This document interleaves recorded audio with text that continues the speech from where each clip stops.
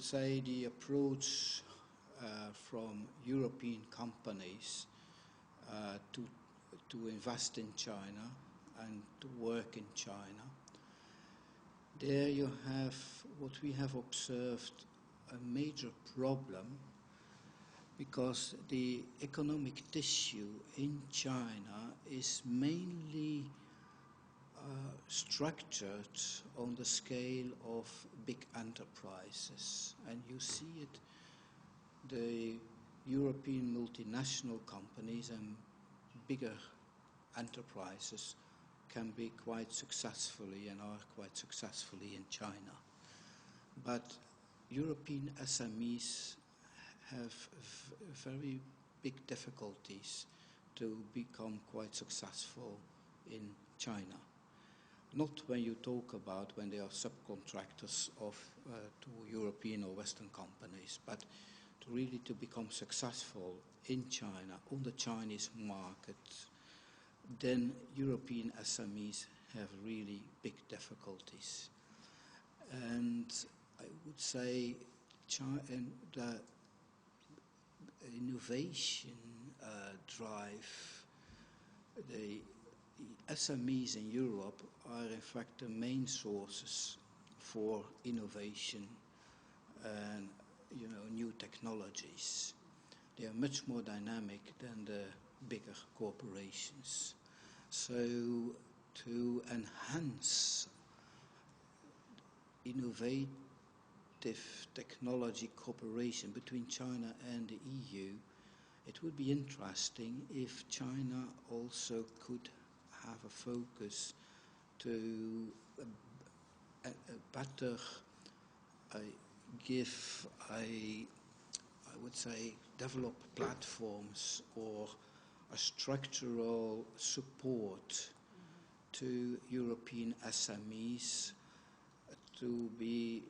that it become easier and they become to get into cooperation with Chinese companies, mainly also on the SME levels. You have a lot of entrepreneurial smaller medium enterprises in China, but to have access to them, to develop cooperation between the European SMEs and the Chinese SMEs, which are in fact active mostly on the entrepreneurial side. A lot of, I would say, extra support has to be organized. On the other hand, Chinese investments and cooperation towards and inside Europe, you have still a lot of, I would say, barriers. First of all, there are still a lot of stereotypes inside the EU about China, which are still based on perceptions of 5 or 10 years ago. But China today is not what China was 5 or 10 years ago.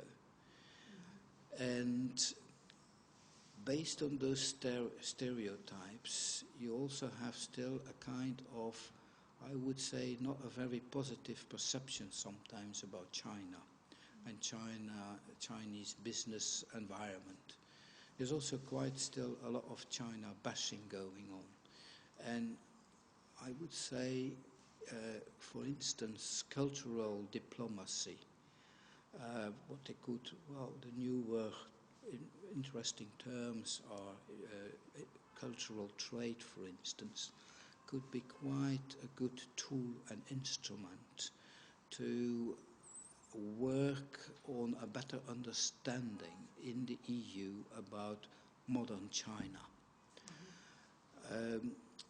What you also have is that in the EU, mainly the bigger corporations, European multinationals, they are enough structured and have enough, I would say, the resources to understand quite well how to do business and how to collaborate and cooperate in China with the Chinese companies. But on the European SME level, there is still a lot of misunderstanding and a lack of awareness about the opportunities of collaboration and cooperation with Chinese enterprises and SMEs. And there is still a lot of work to be done on that level. Well, you have a lot of, actually, as you say, a lot of recent changes geopolitical. First of all, you had the Brexit. Then you had Mr. Trump elected as president in the US. You have a lot of populistic approaches developing quite strongly in the European Union. But we should be careful not to give too much importance to those populistic tendencies, because still I would say the majority of European people are still, I would say, quite moderate. So there's not too big risk for really the strong populistic tendencies. But it's of course in the media, those populistic approaches well, it's a good product for the media to put some focus on it, because that's a product which sells quite well.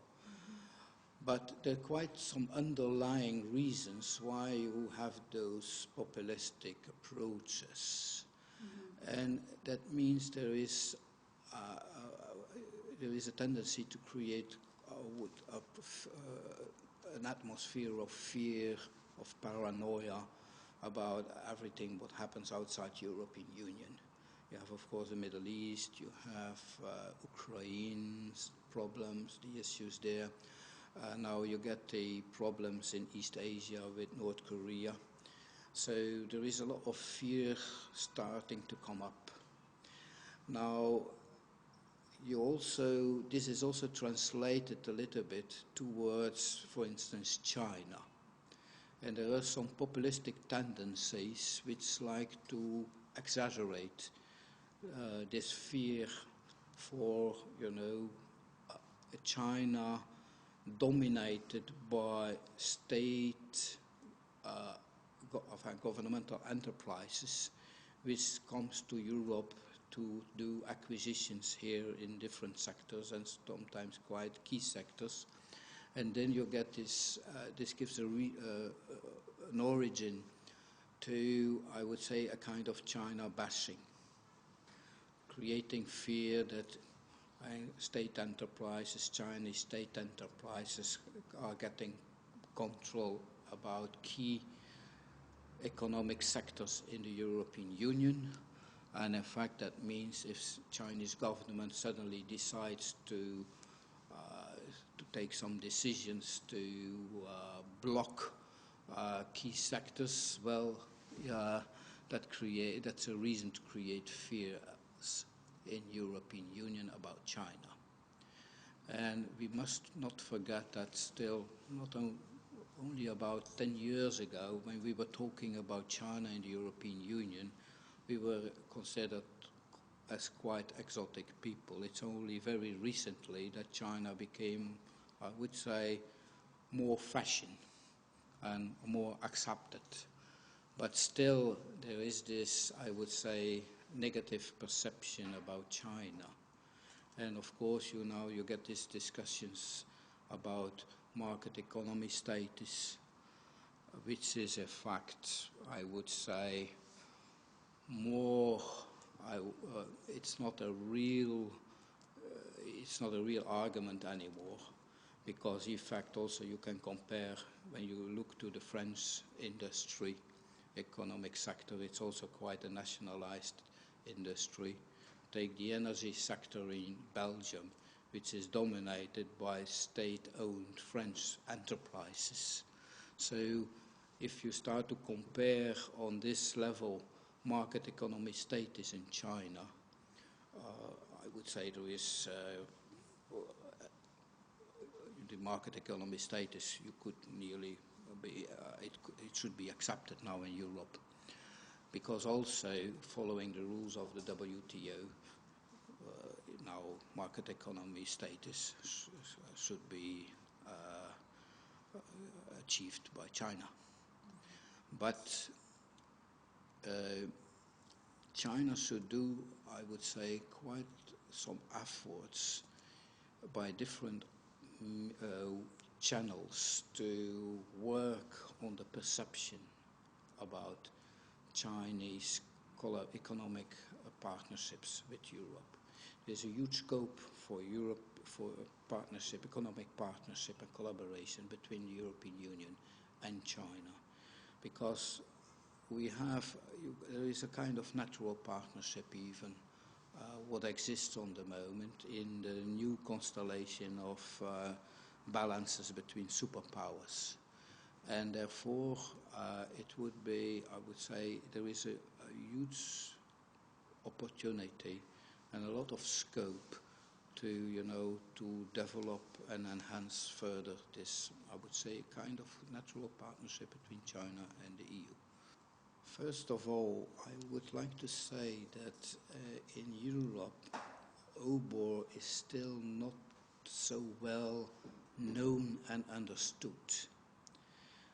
I would say it's a quite interesting initiative, but I would say from the European enterprises, from the European industry, the OBOR opportunities are still not well understood, or there is still not created enough awareness what it could offer in collaboration between the EU and China. There is, it can open a number of collaboration opportunities, but it's mainly on the SME level. It's still not enough, I would say, understood and enhanced. I would say it's not enough understood, on the practical level, what OBOR can offer to European SMEs, I would say. The bigger corporations have, of course, a different access to information. But on, I would say, SME level, still a lot of work has to be done from Chinese side on, and also to make it more accessible. Because on the moment, as we've, I would say, observe it, OBOR is a very high-level structured approach. So there is not enough, I would say, more down to business approach still. It will come, I think, that's true.